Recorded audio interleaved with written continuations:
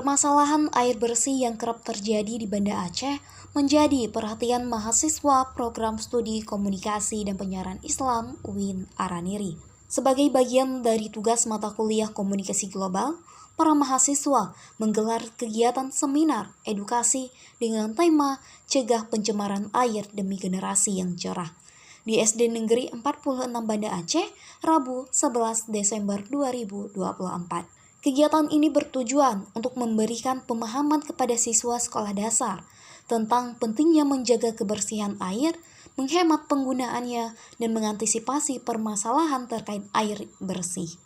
Profesor Saiful sebagai dosen pengampu mata kuliah komunikasi global ini menyampaikan bahwa seminar ini merupakan langkah konkret mahasiswa dalam merespon isu kurangnya air bersih di masyarakat. Kegiatan ini juga dirancang untuk memotivasi siswa agar mulai peduli terhadap lingkungan, khususnya dalam menjaga kebersihan sumber air dan menggunakan air secara bijak. Seminar ini diisi dengan berbagai aktivitas seperti pemaparan materi, diskusi interaktif, hingga permainan edukatif yang dirancang untuk membuat siswa lebih mudah memahami materi yang disampaikan. Kepala Sekolah SD Negeri 46 Banda Aceh menyambut bijak kegiatan ini dan mengapresiasi inisiatif mahasiswa UIN Araniri ini.